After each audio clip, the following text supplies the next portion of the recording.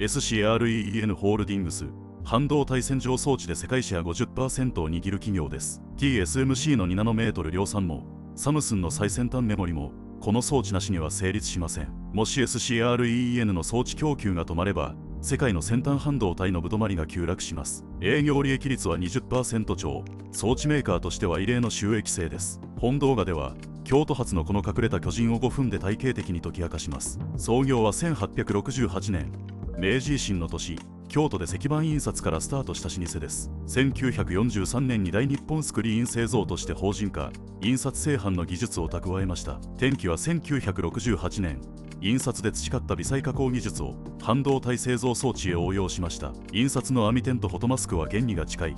技術の橋渡しは自然なものでした。1980年代、ウェハ洗浄装置で頭角を現し、業界の認知を獲得していきます。決定打破1995年、ウェハを1枚ずつ処理するマイハ式洗浄装置を実用化しました。従来のバッチ式では微細化が進むと汚染管理が追いつかなくなりました。マイハ式は1枚ずつ最適条件で洗える先端濃度の必須技術となりました。2014年、持ち株会社制へ移行し SCREEN ホールディングスへ社名変更。半導体、グラフィックアーツ、ディスプレイの3事業体制を整えました。現在、売上の約8割が半導体製造装置事業、完全な半導体企業へ変貌しました。京都本社、彦根に主力工場、地方発のグローバル装置メーカーです。業績を見ます。2024年3月期の連結売上高は約5680億円に達しました。5年で売上はほぼ倍増。AI ブームによる先端投資の追い風を受けています。営業利益は約1100億円。営業利益率は 20% を超えています。装置業界の平均利益率は 10% 前後。SCREEN はその2倍を稼いでいます。高収益の源泉は、マイハ式洗浄装置における圧倒的な世界シェアです。マイハ洗浄市場で約 50%、コータデベロッパでも上位の地位を持ちます。海外売上比率は約 85%、実質的にグローバル企業として動いています。顧客の中心は台湾、韓国、米国、中国の最先端ファブです。受注残は過去最高水準。先端 AI 半導体の生産拡大が続く限り需要は厚い。時価総額は約 2.5 兆円。日本の半導体装置産業の一角を占めます。研究開発費は売上の約 8%、年間450億円超を技術投資に回しています。業界における立ち位置を見ます。SCREEN は全工程の洗浄を担う中核です。主要顧客は TSMC、サムスン、インテル、マイクロン、SK ハイニックス、世界の頂点企業群です。半導体は500工程以上を経ますが、その3割以上が洗浄関連工程です。ナノ単位の微粒子1個でチップは不良になる。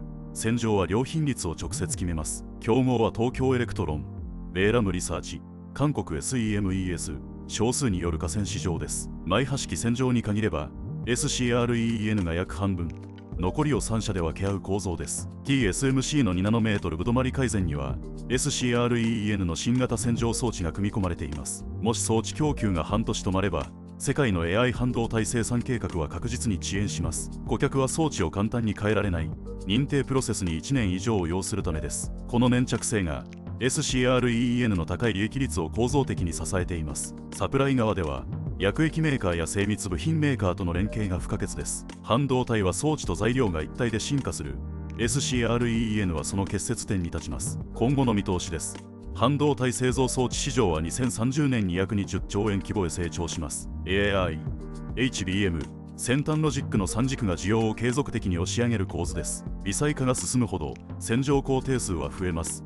SCREEN の装置需要も連動します。戦略面では高工程、先端パッケージ向け装置への展開を加速しています。HBM は積層工程が複雑で、新しい洗浄ニーズが次々と生まれています。彦根の新工場等が稼働、生産能力は段階的に 1.5 倍へ拡張されます。中期計画では、2026年度に売上7000億円、営業利益1500億円を掲げています。リスクは中国市場依存です。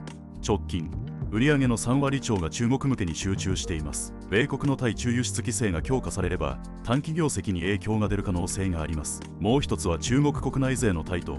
ナウラ、ACM が洗浄装置で実力を上げています。ただし先端濃度では技術差が大きく、当面は優位を保つとみられます。中国依存リスクと独占的シェアの収益、投資家が天秤にかける論点です。SCREEN ホールディングス、京都発、世界の半導体製浄度を握る装置の覇者でした。毎週土曜、日本のテックインフラ企業を1社ずつ深掘りしています。面白かったらいいねを、チャンネル登録もお願いします。サブストレイトウィークリー。また来週。